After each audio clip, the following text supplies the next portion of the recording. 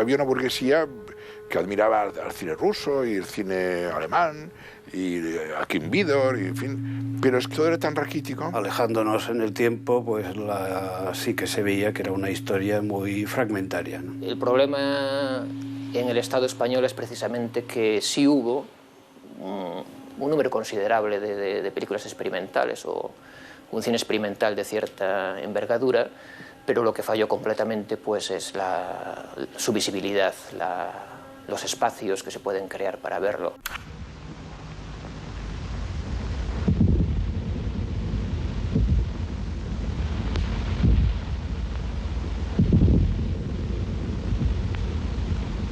No sé, no sabría definir el cine experimental, la verdad. Más que nada sería lo que se ubica en la vanguardia o algo por el estilo, pero tampoco sabría definir la vanguardia. ¿Sería un cine no narrativo? Tampoco. Puede ser narrativo y experimental al mismo tiempo. Es que no sabría cómo definirlo realmente.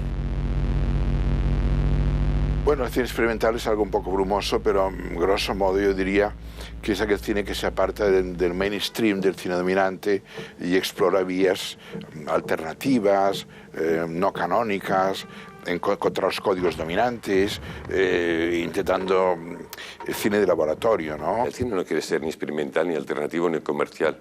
Es la sociedad, el público, que hace que su ignorancia, su ceguera ante cierto tipo de cine hace que sea alternativo. El cine experimental tiene la connotación quizá del experimento, lo que es un ensayo, una obra todavía no terminada, pero también tiene un aspecto positivo, creo, de exploración, justamente, de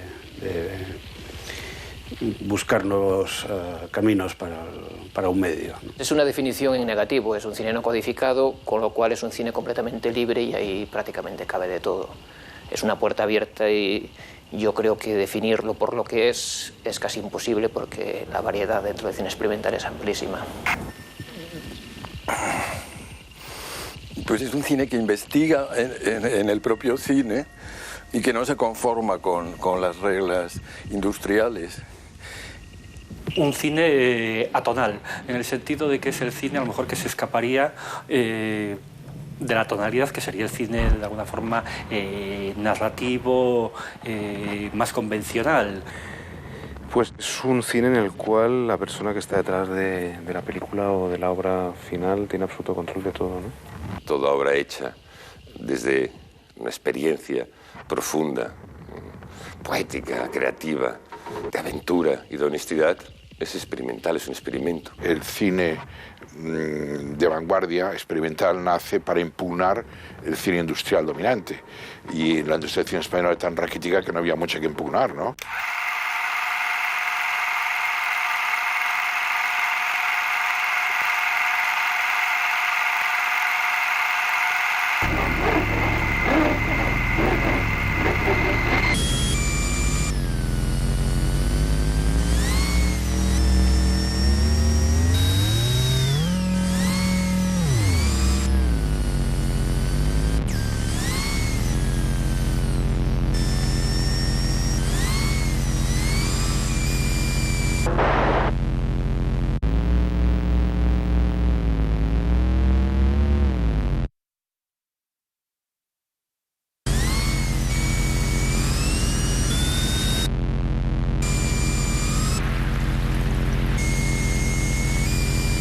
What is that?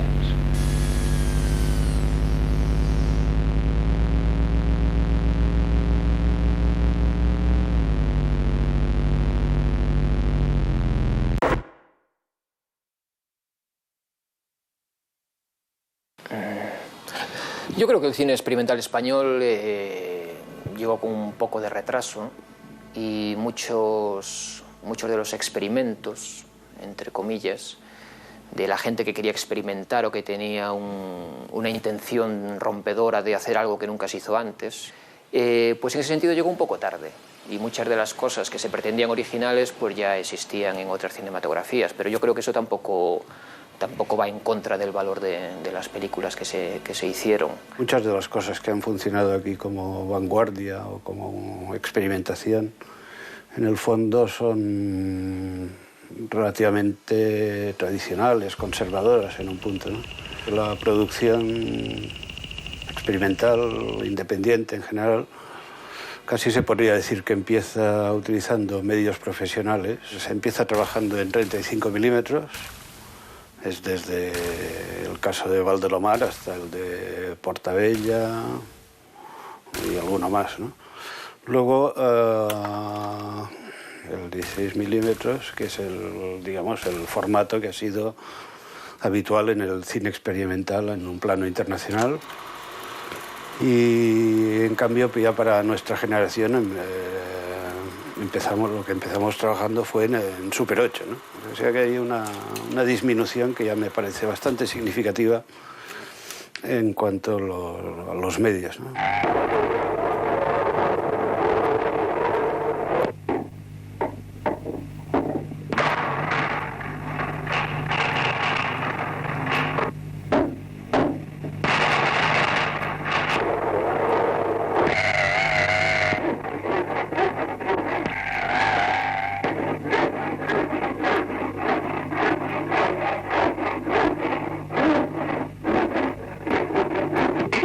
Yo creo que ha tenido un recorrido muy irregular, con algunos momentos, algunos destellos puntuales. Siempre ha sido una cosa que han hecho autores muy aislados entre sí en general. Había casos sueltos, ¿no?, como Valdelomar o Sistiaga, pero poca gente.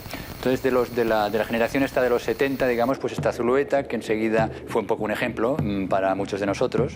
Zulueta, que que es considerado un francotirador por su trayectoria incluso vital y cómo esa trayectoria le lleva a no rodar nunca más. Es una persona que está a caballo entre, si podemos denominar, una cierta industria no solo del cine, sino del audiovisual español, con Último Grito y con colaboraciones en televisión, y que a la vez es un personaje totalmente al margen en otras cuestiones con su Super 8.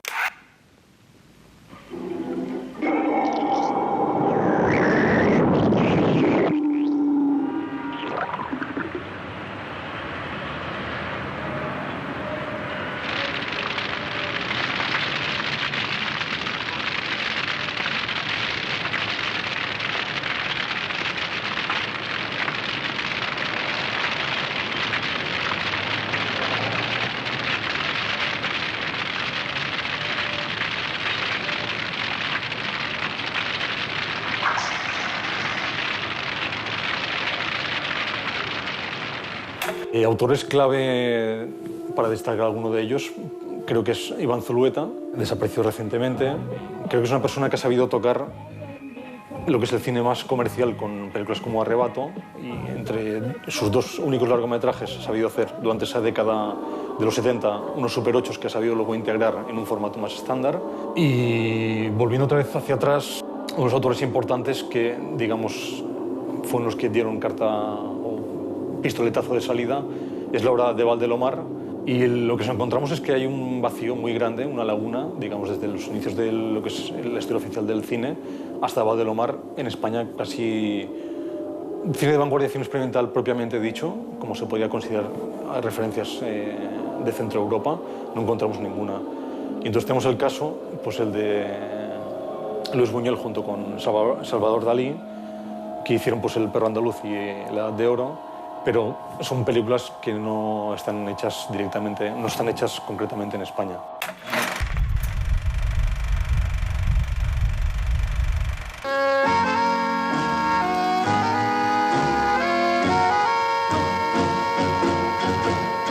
El perro andaluz es una película financieramente española, porque la paga la madre, pero administrativamente y técnicamente francesa. Se hacen estudios franceses, con técnicos franceses, y pasa a la censura francesa y pasa a la exhibición en París. Por tanto, tiene esta esquizofrenia. Claro, ese paradigma, ahí es uno de los puntos, es uno de los status nascendi del cine experimental o de vanguardia, ¿no?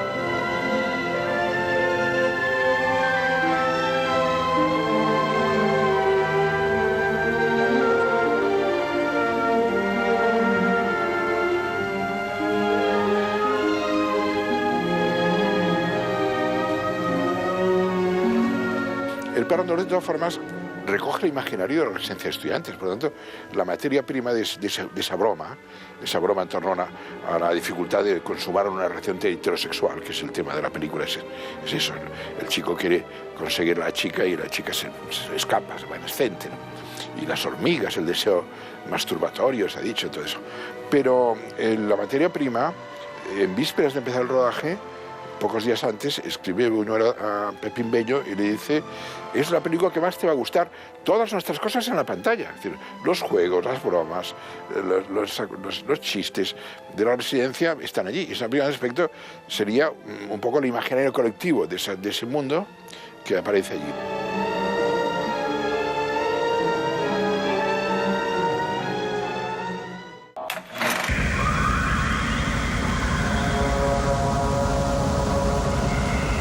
Yo creo que si hay un paradigma de lo que se llama cine de poesía, si tal cosa existe, es Valdelomar.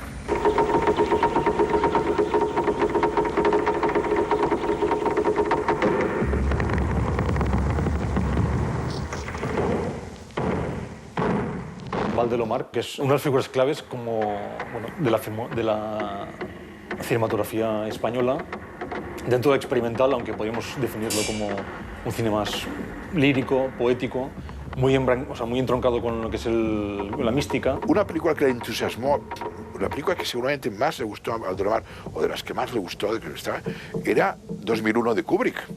Película ascensional donde las haya, ¿no? Y efectivamente, en Espejo Granadino dice: el agua se sube por dentro, se baja por fuera. El surtidor se sube por dentro, se baja por fuera. Por lo tanto, la subida es ascensión, mística, comunión con la divinidad, etcétera, etcétera. Y el fuego también. El fuego en Castilla también, este tema de la elevación, del fuego que sube, ¿no?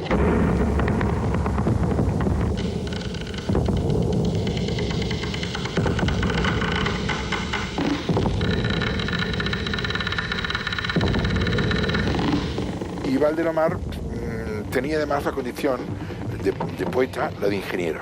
Combinó la gran creatividad y además, que era Manitas, dejó cientos de patentes, ¿no? Y realmente, si hubiese llegado a pillar la era digital habría solventado bastantes problemas que tenía planteados y que no había resuelto. Pero en fin, murió antes de que el digital se impusiese de forma general en el mercado tecnológico, ¿no? También es importante destacar que, por ejemplo, sí que se ha dado a conocer, o ha sido conocido el nombre de Valdelomar, no como inventor, sino como cineasta, porque apareció en el libro de Film as Subversive Art, de Amos Vogel, donde son los autores, o casi el único autor español citado en el libro, como cine transgresor.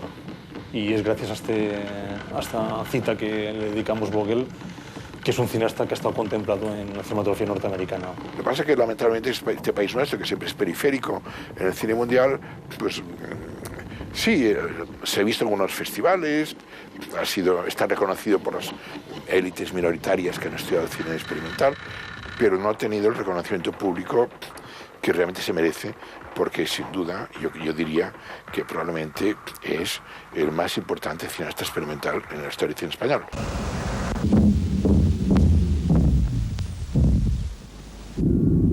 El cine tiene 4 días, tiene un siglo y poco más de vida, es un medio que es reciente, pero que su génesis la podemos, creo yo, encontrar en la propia pintura. El gesto, el trazo, el movimiento, la pintura y sobre todo las grandes experiencias que ha habido de análisis de la pintura en movimiento, futurismo, hasta el propio Bacon, los gestos, las deformaciones de Bacon tienen algo cinematográfico, interés por muchos pintores por el cine. José Antonio Sistiaga es un autor muy importante, ha hecho varias películas, varias de ellas pintadas directamente sobre celuloide, ha trabajado con diferentes formatos, sobre todo en el 35 milímetros y el 70 milímetros para IMAX o Omnimax. Y es importante recalcar de la obra de José Antonio Sistiaga su película Hererera, Balaibu y Zixuaruaren. Es un título, parece con reminiscencias de euskera, pero en realidad no tiene ningún significado. Pasa por ser la única película, largometraje, pintado íntegramente fotograma a fotograma. Cuando yo llegué a París, todo lo que yo quería hacer ya estaba hecho. Desde hacía muchísimos años, además. Era la información o la no información que teníamos en aquella época, en plena dictadura. En Montparnasse fui a ver una película, no recuerdo cuál, en un cine normal, y justo antes de esta película, de este largometraje, había un corto pintado de McLaren. Y mientras lo estaba viendo, yo ya estaba tomando decisiones. Y lo que me di cuenta es que el color dependía del sonido. Si el sonido era potente, el color era potente. Si el sonido bajaba, el color bajaba también. Y dije, no, la mía será muda por respeto al color que tiene su propia identidad. No necesita siempre una película un soporte sonoro.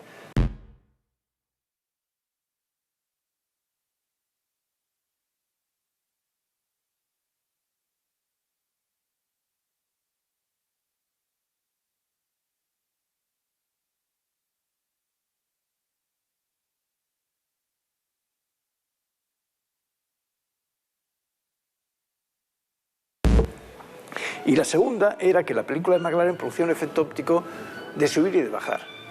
Entonces, en la mía, las imágenes se van a quedar en la pantalla, vibrando, pero sin producir este efecto óptico.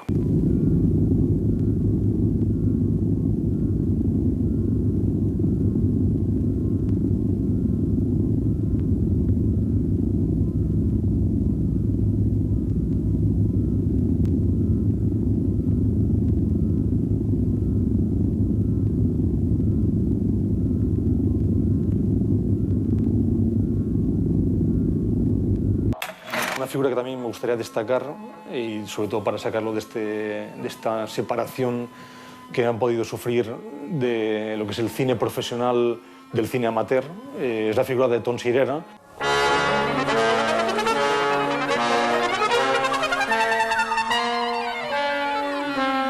Tom Sirera no es un trabajo realizado directamente sin cámara, sino que es pinturas dotadas de movimiento a tiempo real o en stop motion, como puede ser una obra clave que ahora mismo hemos podido rescatar en algunas cosas que se han ido haciendo últimamente, que es Pintura 63, obra de referencia que oculta hasta ahora y creo que es de importante valor.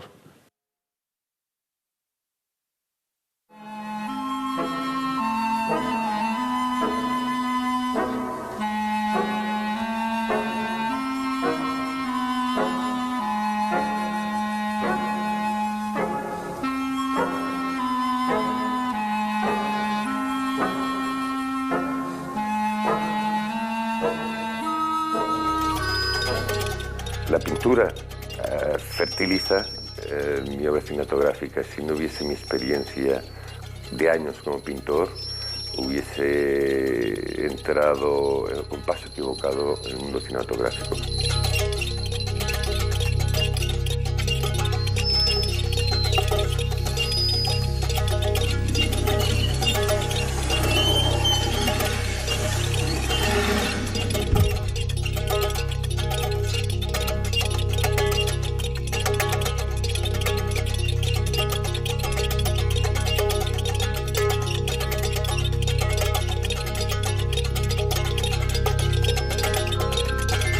Son escenarios que yo me monto en el estudio y son puntos de partida. En el caso, por ejemplo, de una película que realicé como comentario a las bailarinas de Degas, hay una habitación en el Metropolitan Museum de New York, que a mí siempre me ha fascinado por años, que están todas unas vitrinas con toda la colección completa de las bailarinas de Degas. Y ya cuando tuve unas 50 o 60 fotografías que había tomado de diferentes ángulos de todas las bailarinas en su movimiento congelado, se me ocurrió empezar a rastrear la proveniencia de este movimiento y el curso de ese movimiento, ¿no? Y me di cuenta que ya estaba iniciando una posible filmación y una película que se llama Dance Noir, donde puedes visionar el posible movimiento de las bailarinas de Degas, ¿no? Y es pura pintura, el trazo de la pintura, el gesto de la pintura.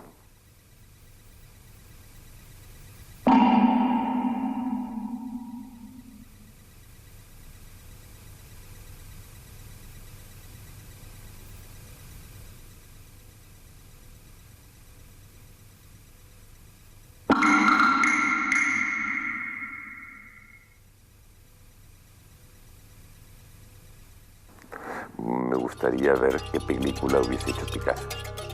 Pero sí que tenemos una película de Léger, tenemos a Man Ray, tenemos a Duchamp, tenemos a tantos y tantos. El amigo Joan Brossa decía, hombre, qué lástima que Miró no hubiese hecho nunca una película de dibujos animados.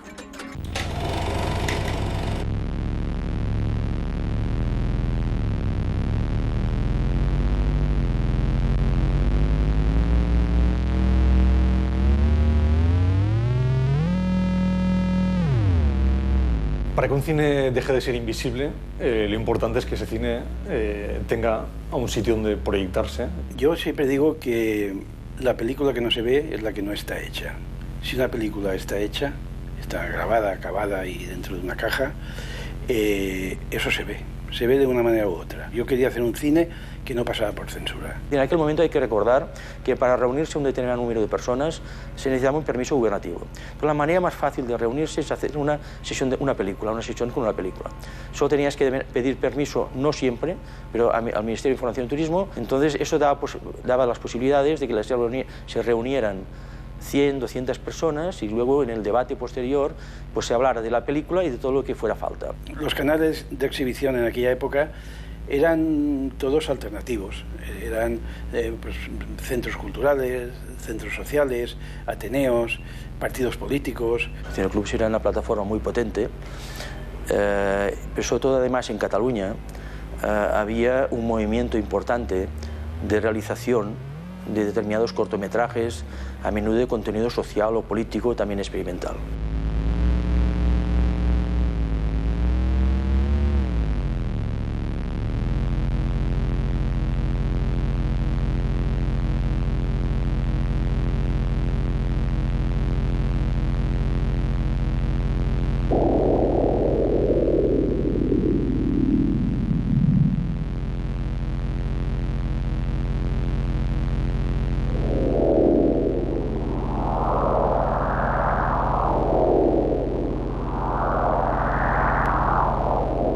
Había una serie de cineclubs, sobre todo en el área de Barcelona, potentes, que hacían varias sesiones a la semana y que por diferentes conexiones con autores, léase Portabella, Padrós, Llorenç Soler, gente de este tipo, teníamos accesos a sus películas. Entonces proyectábamos las películas estas y otras películas que en aquel momento eran censuradas, que no pasaban por los circuitos normales. Y esto sucede ya a partir de los años 71, 72 y 73. Y digamos que ellos lo que hacían era dar servicio a través de un catálogo bastante amplio a toda la geografía española. Funcionaban muy bien, estaban muy bien organizados, eran muy disciplinados en esta labor, sin ánimo de lucro, o sea que digamos que podían ir financiando todo el procedimiento. Y lo que hacían era dar servicio a todos los cineclubs que estaban repartidos por toda la península. La Central del Corto, que ya está un poco institucionalizada ya y controlaba los pases y tal, pues yo tengo una película sobre Raimon, una especie de biopic de Raimon, que se vio muchísimo, pero cantidad más que muchas películas comerciales. Estamos en un proceso todavía de ya casi finales de la época franquista y entonces le dan una mayor hincapié a un tipo de cine con un compromiso más político y compromiso social, como el cine que estaba haciendo, por ejemplo, Portabella o Antoni Padrós, en menor medida, Llorenç Soler o José Ángel Rebolledo, por ejemplo, también en el País Vasco. Ideal sobre Villar. Ideal de...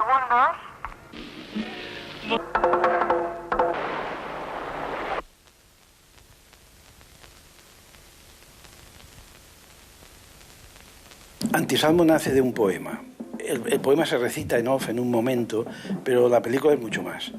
Yo en aquel momento, y ahora también, estoy haciendo constantemente un work in progress.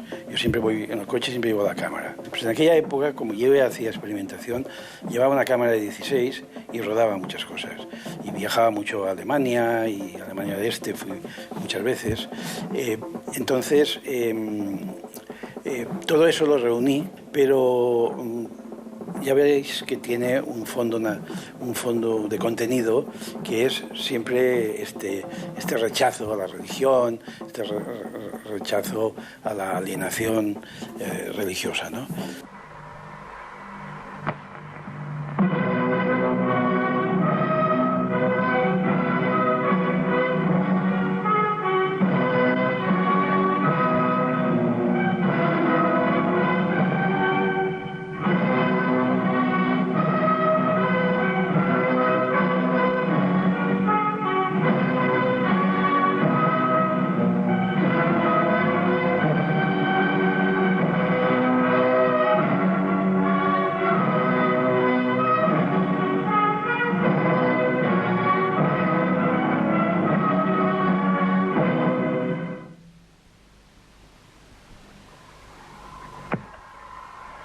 Si juntas la desmovilización política con la dificultad de hacer nuevas producciones, llega un momento en que se produce un poco la debacle final.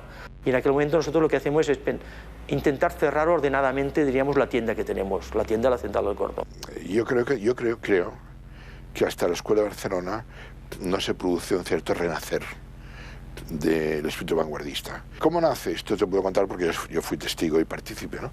Nace de que el padre de Jacinto Esteva era un hombre riquísimo y quería apartar a su hijo del alcohol, que estaba alcoholizado, completamente alcoholizado, y para juguete para que se entretenga, le monta una productora que se llama Films Contacto. La Escuela de Barcelona lo que tiene es una idea que me parece muy bonita en el cine y en general en el arte, que es la idea de grupo, de colectivo, de gente que en un momento determinado, siempre de manera muy efímera, porque en general todos estos proyectos acaban con un desgaste, ¿no? Muchas veces de tipo personal, pero gente que en un momento determinado se pone a hablar entre ellos, a hablar de cine y a, sobre todo, empezar a hacerlo, ¿no? De tal manera que se crea un estímulo, ¿no? Una energía compartida que pasa por la práctica.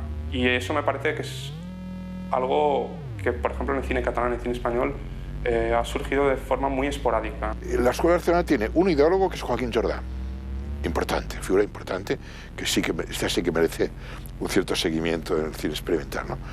Un aparejador que es Carlos Durán, que está en todas partes, bueno, un gerente que es Ricardo Muñoz Suay, y luego un peón de brega que es José María Nunes, que es un poco el chico que hace sirve para todo, ¿no?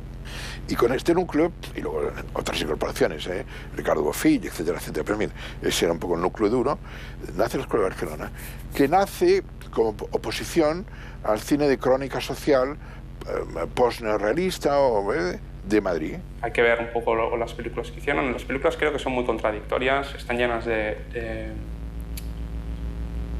búsquedas que no se concretan, hay posiblemente un ensimismamiento, ¿no? Y sobre todo a la larga, o enseguida, vaya, porque enseguida cayeron en una falta de ambición real, que era haber intentado incrustar o incorporar lo que estaban haciendo a las pantallas de cine en un sentido popular, ¿no? Aquella famosa frase emblemática de Jordà, como no podemos hacer Víctor Hugo, hacemos Mallarmé. Bueno, está todo dicho, ¿no? Y en el Pésaro dice, ya que no podemos fotografiar la realidad de España, fotografiamos su imaginario. Bueno, estas frases brillantes de Jordà. Creo que lo que hicieron realmente es documentar un momento que quizás sí que era una élite, que es un ámbito muy minoritario, el de la alta burguesía catalana, la gente de dinero, pero lo documentaron, lo ves, cuando ves las películas te imaginas un poco cómo estaban viviendo y lo que era vivir también en ese contexto, ¿no? Y incluso se dice, y esto, bueno, se dice, esto es cierto, que hicieron una visita corporativa a García Escudero, que era el director general de cine en el Ministerio, y se acordó, no se firmó ningún contrato, pero se habló. Bueno, si ustedes no ponen obreros en las películas, seremos generosos. Resumo de forma caricaturesca el pacto famoso con el Ministerio, ¿no? Sí que es verdad que echas en falta que haya como un sustrato, por ejemplo, donde se perciba, ¿no?, la opresión, la dictadura. Eso de una forma u otra quizás solo está captado de manera muy indirecta y solo en algunos autores, ¿no? Y es algo que a lo mejor sí se puede echar en falta, un cierto escapismo por ahí. Lo que pasa es que eran películas suicidas porque no tenían público. Eran películas que se hacían por las subvenciones y aún así pues se estrellaban. Posiblemente el gran drama de la Escuela de Barcelona, más allá de la autocomplacencia en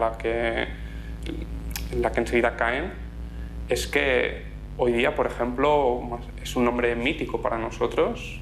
La Escuela de Barcelona más o menos todos han oído hablar, pero las películas no tienen ninguna visibilidad.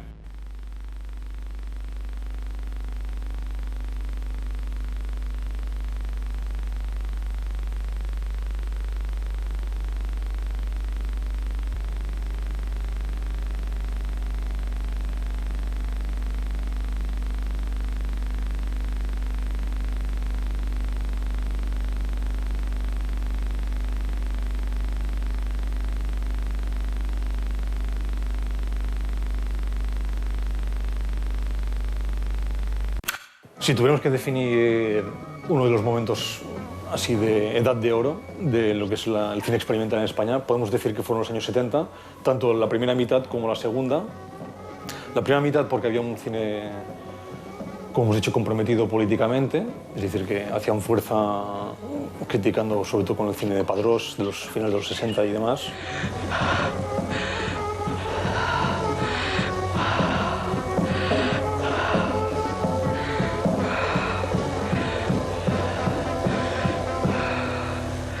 Es una película que partió de un pequeño poema que hice un día, un poema erótico, y a partir de aquí, pues, dije, bueno, voy a hacer una peli, ¿no?, sobre la felación. Y hice Ice Cream.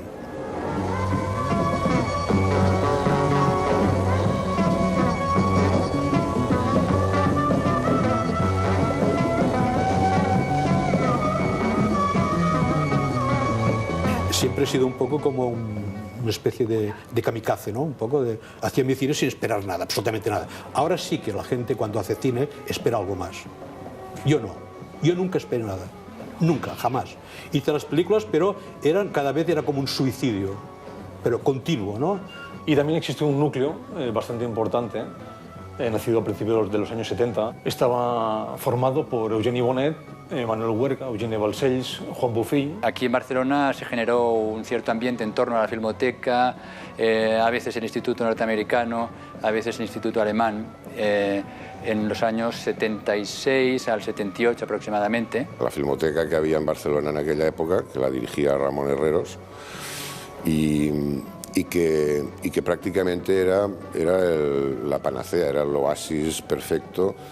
Yo incluso todavía iba al colegio, todavía estaba haciendo COU o una cosa de estas, y ya hacía pinitos o ya hacía campana, y me pasaba las tardes en la Filmoteca y empalmábamos sesiones de 4, 6, 8, 10, etc. Porque realmente lo que proponían en esa Filmoteca era insólito. Había unas programaciones muy buenas, podíamos ahí ver cosas de Sharitz, de Snow, de Brakhage, de Mekas, toda esta gente. También de Chantal Akerman, o sea, ya al nivel incluso de cine que pudiera ser estrenable incluso con dificultades. Yo siempre he dicho que el conocimiento mío de verdad del cine empezó por el tejado, es decir, en vez de empezar por los cimientos, por los pioneros, por el cine mudo, etcétera, empezó ya por el cine más underground y experimental, ¿no? Aquí pues formamos un grupo, yo es el único grupo al que he pertenecido, que se llamaba FBI suena en catalán, Film Video Informació, ¿no? Lo montamos Eugeni Bonet, Eugenia Balcells, Manuel Huerga, bueno, yo y quién más había, por ahí también estaba el poeta Carles Acmor, Ignacio Juliá también, que es director de Ruta 66, que entonces hacía cine experimental también. Y bueno, éramos 4 gatos, ¿no? Realmente. Y en esa filmoteca es donde contactas, conoces a toda la gente que tiene más o menos inquietudes o que tiene una necesidad vital, ¿no?, por meterse en el cine, que en aquella época, pues como evidentemente no hay todavía ni vídeos, ni cámaras de vídeo, ni nada, pues tus únicas opciones es el Super 8, ¿no? Pero es importante también esos años de transición, como puede ser el año 76, con la película de Fotomatons, donde vemos un claro ejemplo de lo que es una película con una estructura muy clara, o sea, provenida directamente del propio cine estructuralista, a nivel de trabajo, estilístico, pero con unos contenidos propios de una crítica, sobre todo del 20N, de la celebración del primer aniversario de la muerte de Franco.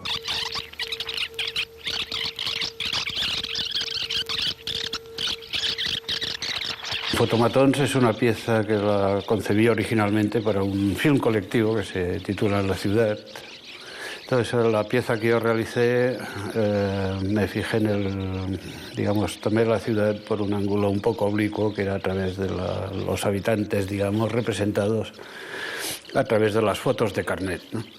Entonces había en la calle Pelay, en Barcelona, varios establecimientos que estaban especializados en este tipo de fotografías para carnet, para pasaportes y demás. Digamos que escanees o escaparates de estos establecimientos de fotografía, ¿no? Y luego de vez en cuando giraba la cámara hacia el otro lado de la calle y hay pues también unas imágenes casi subliminales del entorno urbano, entre las cuales había una pintada entonces. Esto se filmó el año 1976 y había una pintada conmemorando el 20N, la muerte de Franco. Había salido una colección de Brian Eno que se llamaba Obscure Records, que el primer disco, el primer vinilo, se llamaba Discrete Music, ¿no? La cara B era unas variaciones sobre el canon de Pachelbel, ¿no? Y era muy interesante porque era como coger el canon de Pachelbel y lo estiraba como si fuera un chicle durante media hora, ¿no? Es decir, alargaba las notas, etc. Y a mí eso me dio una idea para hacer una película igual, es decir, una película en la que a lo mejor la base durara como 5 minutos o lo que sea y se pudiese estirar esa historia se pudiese estirar también como un chiclete, y como pues alargando la duración de los planos, ralentizándolos, entrando dentro del fotograma para explorar las texturas, explorar los colores, explorar todo eso, y entonces entrar en otro tipo de historia, ¿no? Buscar como una historia que está más allá de la historia aparente, que la historia aparente en realidad no se explica nunca, ¿no? Y simplemente para mí era un trabajo puramente experimental, ¿no? Lo que se podía decir en aquella época nos dedicábamos a experimentar, a explorar, a probar cosas, ¿no?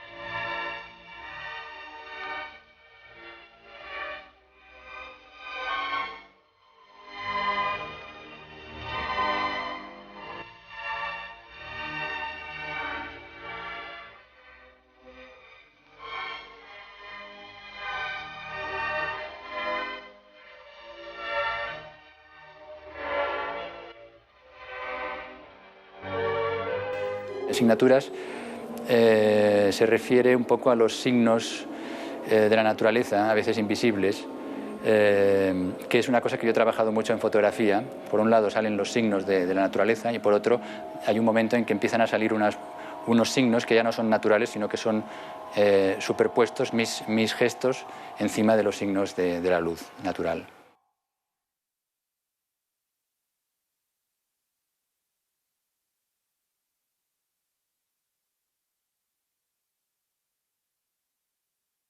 Y en aquel contexto también existía algún autor fuera del contexto de España, Adolfo Arrieta, del que tenemos algunas películas que fueron llegando, realizadas en París.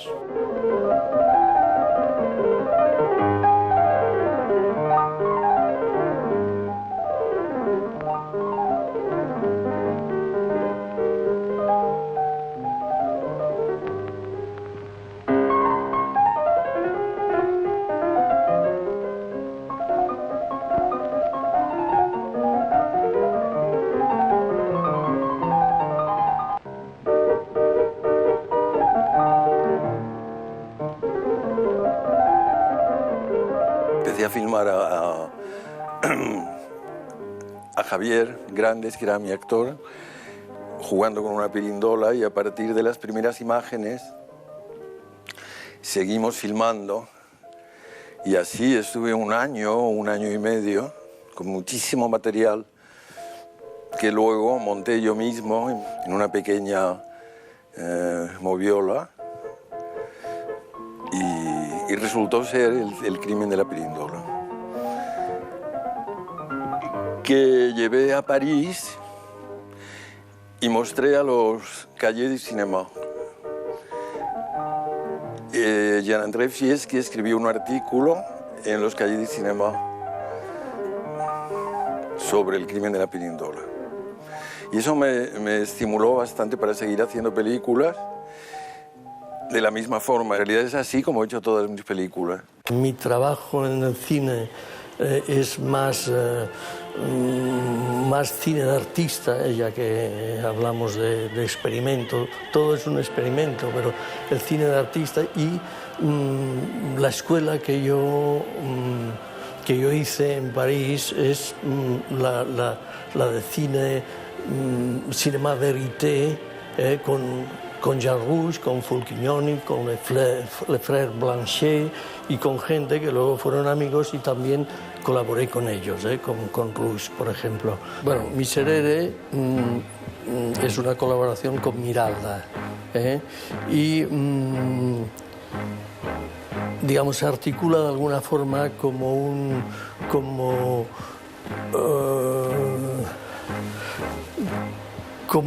andar por el norte de Francia y un pararse para el plano en esculturas, más bien en estatuas, que hay un elemento estatuario de este Via Crucis que es el Miserere, que es un poco el canto triste y tenebroso de esta misericordia que de plano a plano recorre monumentos bélicos.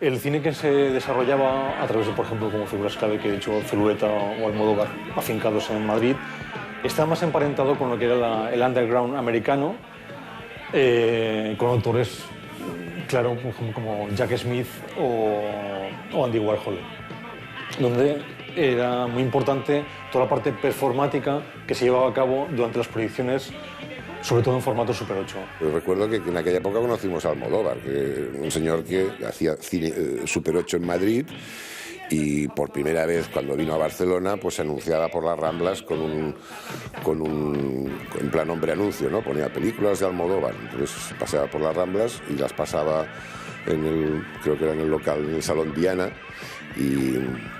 y bueno, yo creo de los mejores shows que he visto en mi vida en Super 8, porque las películas eran mudas, entonces él hacía todas las voces del AUCA, ¿no? Hacía todas las voces de los personajes de esas películas en Super 8, ¿no? Y luego pues teníamos como dos contactos, en el exterior, que eran Zulueta y Almodóvar. Y Almodóvar cuando venía a Barcelona pues íbamos con él por ahí a tomar copas, y con Zulueta pues yo lo vi más bien cuando estuve en Madrid en el 79, nos vimos alguna vez.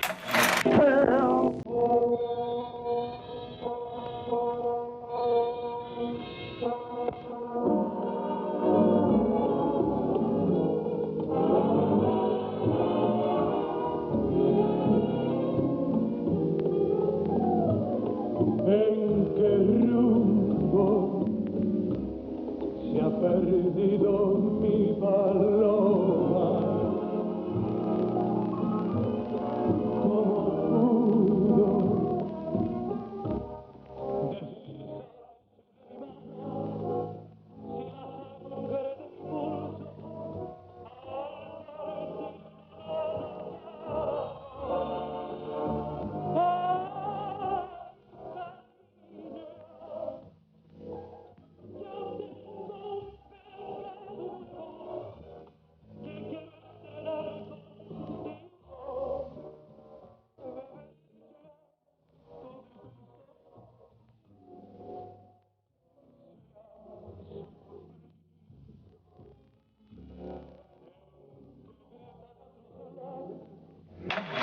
En 1982 organizamos en el Centro Pompidou de París, de nuevo con Manuel Palacio, una muestra que allí se tituló Cinéma d'avant-garde en España, une anthologie.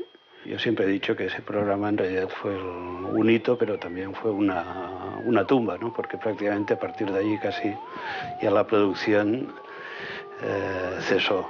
En el 82 se hizo la antología de cine de vanguardia en París, en el Centro Pompidou, y a partir de ahí, bueno, se vio un poco alguna cosa en Madrid, en la Universidad Complutense, circuló un poco, pero enseguida se desinfló la cosa. Fue en el 82 cuando se presentó esto en el Pompidou, que luego también estuvo en Sao Paulo, pero a partir de entonces fue cuando realmente paró la producción importante que iban desarrollando desde los años 70. Si acaso pues tuvo una continuidad ya más bien en el vídeo, y luego muchos años más tarde pues algunos autores sí han proseguido, han retomado la actividad en cine o en eso que hoy llamamos cine digital, ¿no? Que en el fondo pues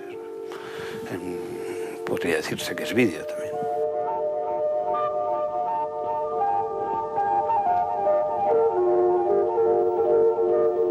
A partir de cierta fecha se nos abrió a los autores independientes, marginales, alternativos, porque con todos esos nombres se conocía nuestro cine, se abrió la puerta de los museos y los centros de arte, cosa que tenía que suceder un día a otro, porque es normal. Nosotros estamos manejando un medio artístico también. Y esto tiene muchísimo que ver el hecho también de que los museos han llegado a un momento en el cual han descubierto el cine. Y han descubierto sobre todo un tipo de cine que encajaba perfectamente con su discurso y que nadie más lo programaba. No tenían competencia. El cine experimental en parte ha acabado en los museos porque es natural, porque el público, o sea, las obras de cine experimental son obras plásticas que siguen una lógica más parecida al arte contemporáneo, a las artes plásticas y a la música y a la poesía, que no el cine que no necesita adjetivos, ¿no? Eso es el tema de la extraterritorialidad que yo llamo. Es decir, que lo inició Portabella en realidad. Pedro es el que inicia la ubicación de su producción en circuitos paralelos, no en los canónicos. Y la idea de ir al MoMA ya empieza ahí, en 71-72, ha donado el fondo al MACBA, me parece que es. Entonces, esta operación de desmarcarse del cine de los peatones y hago cine de vitrina. Es una incorporación muy deficiente el hecho de simplemente coger una película y trasladarla a la sala de un museo, ¿no? Es decir, proyectarla en bucle. En definitiva, cuando nunca fue concebida esa película quizá para ser presentada de esa manera, ¿no? Y el público del museo no se sienta durante varias horas para ver la película allí.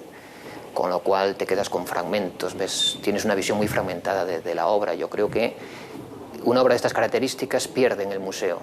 Mucha gente lo que hace es pasearse, como se pasea por una galería y no ve las cosas de verdad. Para los cineastas yo creo que también acabó siendo más rentable trabajar con los museos porque pagaban mejores fees que las filmotecas, y las filmotecas han tendido a especializarse en el cine clásico, han tendido ya desde el cine mudo hasta los grandes clásicos del cine americano o cine de autor. Independientemente de que sean filmotecas o que sean museos, mueven paquetes, ¿no? O sea, el Reina Sofía pues es una miniatura, un espejo de la Tate y así sucesivamente, ¿no? Es un poco digamos que la falta de personalidad que le veo a la hora de programar, ¿no? Pero a mí me falta una labor de investigación, de profundizar, de sacar a relucir lo desconocido importante, ¿no? Por parte de estos gestores culturales que llevan las grandes fundaciones y museos e instituciones. Pero yo creo que en los últimos años, en los últimos 10 años o 15 años, las cosas están cambiando mucho. Y hablando de filmotecas, pues el CCCB de Barcelona o el CEGAI de Coruña y otras filmotecas sí que se preocupan por el cine experimental. Por fin hay un ambiente, hay un público. Las instituciones, por ejemplo, en Excentric ha hecho mucho bien esto porque se ha creado un público bastante fiel. Lo que realmente es interesante es venir a una sala oscura y que se proyecten las películas de la manera más respetuosa posible pues, con el original, ¿no? Pues ya sea en 35 milímetros o ya sea una buena proyección del original en 16 o en vídeo, pero respetando un poco pues, ese espacio y ese tiempo que necesita también el cine. Hemos hecho mucho esfuerzo por siempre conseguir que las películas que se muestren, si están en cine, vengan en cine. Y si no estaban disponibles, no las poníamos.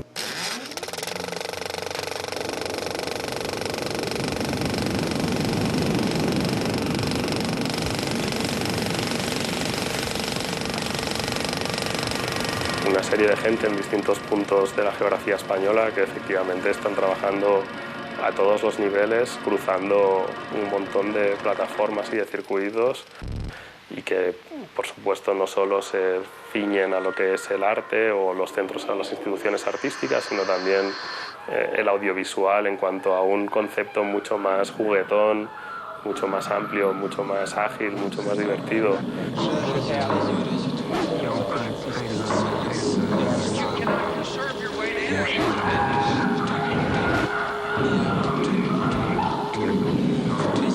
Se diría que con el tiempo llega un momento que la gente empieza a apreciar el cine experimental, también porque se empieza a ver.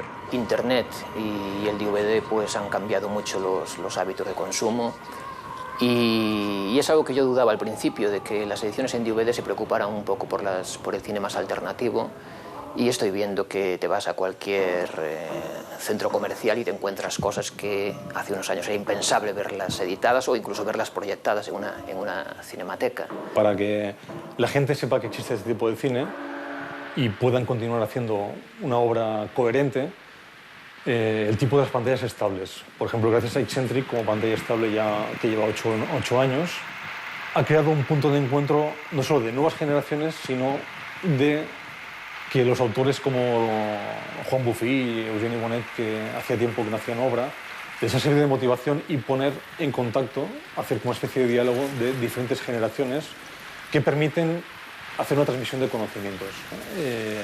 Como hemos podido ver recientemente la colaboración que ha habido entre Juan Buffy y Oriol Sánchez. Los que lo habíamos dejado durante 10 años o así volvemos a filmar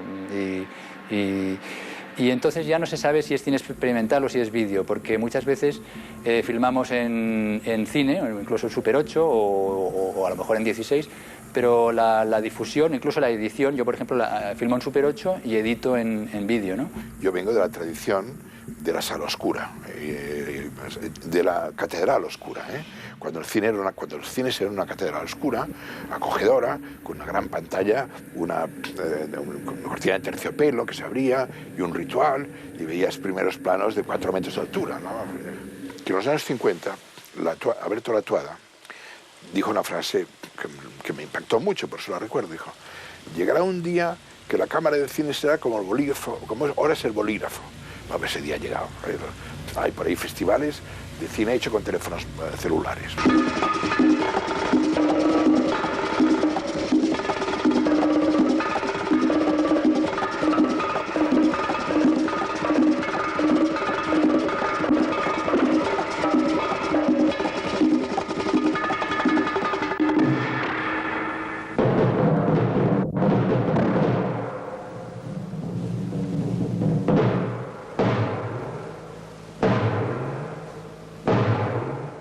A la que empiezan a haber otros sitios donde se programan esas cosas, bueno, hace que la gente que tiene ganas de ver otras cosas se alimente y eso explota, ¿no?